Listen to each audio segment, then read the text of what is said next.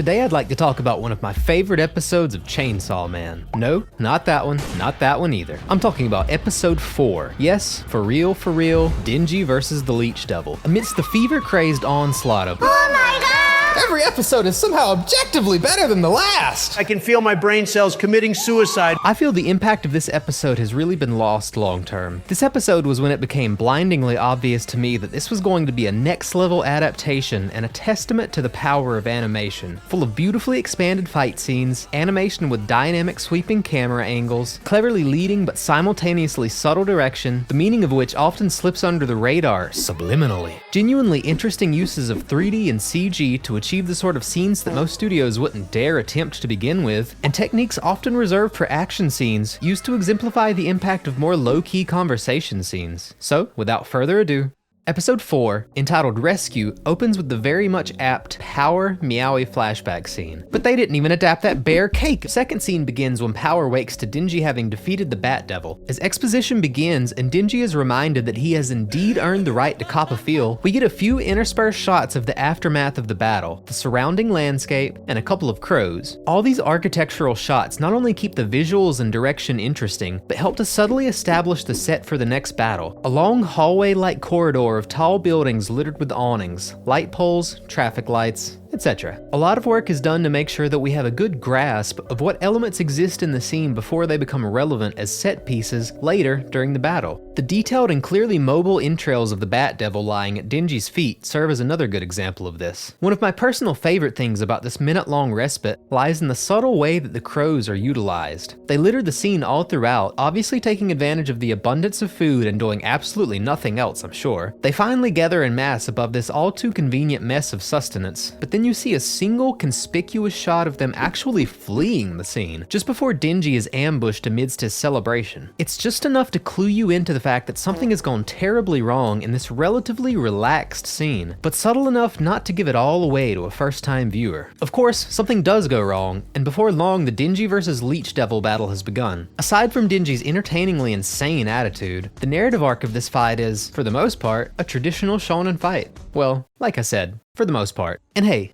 that's fine. The shonen fight formula is the formula for a reason, and it's executed exceptionally well here. It's paced out beautifully, with just enough weight given to the growing tension, and ultimately, subversive resolution. It's well choreographed, making use of a dynamic but easy to understand three-dimensional environment, as well as every one of those set pieces I mentioned earlier. Denji smashes into buildings, has awnings crushed around him, traffic lights dropped and thrown at him, and ultimately makes use of those entrails that got so many short, dedicated shots before the fight, twice. Once to hide amongst them, and once to tie the Leech Devil's legs up into a trap. On that shot of him tying her legs up, I'll admit I hate 3D on instinct, but I don't actually think it could have looked this good without the CG elements. Now I could be wrong here, as it's difficult to tell, but it looks like what's being done in the busiest looking cut is as follows.